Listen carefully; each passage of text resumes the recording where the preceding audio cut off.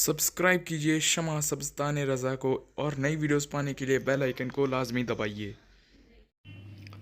अस्सलामु अलैकुम वरहमतुल्लाहि वबरकातुहू। मोहतरम बुज़ुर्गों व अज़ीज़ों व साथियों, जो अमल मैं आपकी खिदमत में पेश करने जा रहा हूँ, ये ऐसा नायाब मुजर्रब अमल है कि अगर किसी पर आसेबी मामला हो या जिन्नाती मामला हो या किसी ने जादू या सिफली या करनी धरनी कर रखी हो और वो घर लाइलाज बीमारियों में व घर वाले मुब्तला हों, हर तरह के अमल कराकर थक चुका हो, हर तरह के इलाज करा के थक गया हो, तो उसके लिए यानी आसेब को उतारने का तरीक़ा, बाज़ मौके पर आमिल को आसेब के उतारने में देर लगती है, मगर सिफलीगर मामूली करने धरने वाले चंद मिनटों में वो काम कर डालते हैं और मरीज़ अच्छा हो जाता है। उसकी वजह यह है कि सिफलीगर हादसाती मौत वालों को यानी उनकी रूहों को ताबे कर लेते हैं और उन्हीं से वो ये काम लेते हैं कि किसी के घर मर्द या औरत पर उस रूह को भेजकर परेशान कराते हैं। जब उन्हें इलाज के लिए बुलाया जाता है तो मुंह मांगे पैसे भी मिलते हैं और मरीज़ भी सेहत याब हो जाता है। ये कमीनपन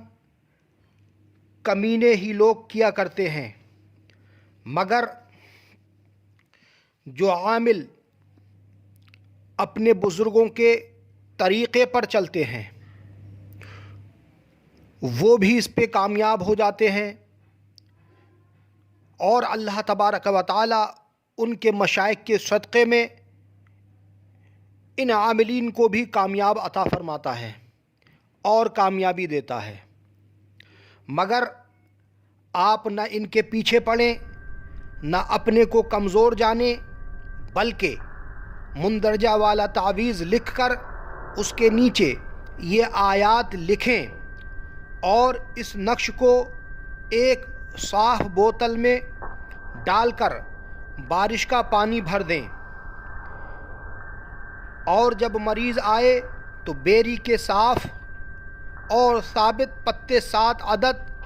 या 9 अदद या 11 अदद या 21 अदद मंगाकर धुलवाएं और बारीक पिसवा लें और जब उन पिसे हुए पत्तों में इस नक्श का थोड़ा पानी डालकर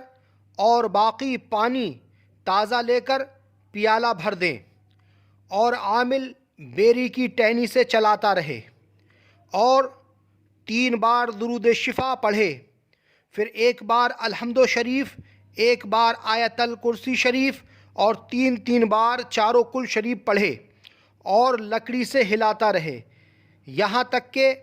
पत्ते और पानी एक जा हो जाएं। उसमें से 3 घूंट बिस्मिल्लाह शरीफ पढ़कर मरीज़ को पिलाए। बाकी पानी को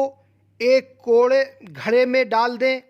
और ताज़ा पानी से घड़े को भर दें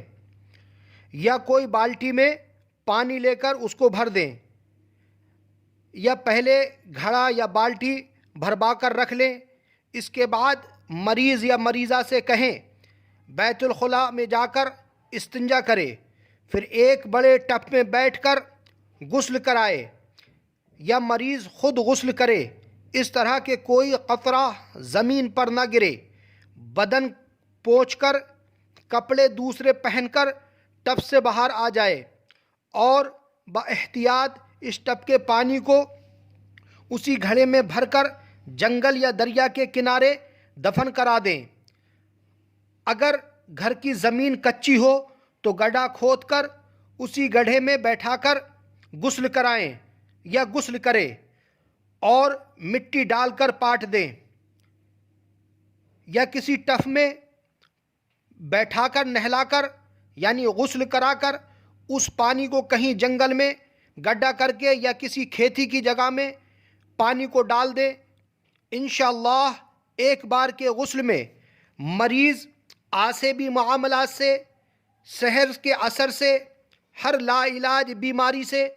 پاک و صاف ہو جائے گا۔ مگر بہتر یہ ہے کہ یہ عمل 3 یوم کرے یا پھر 11 یوم کرے،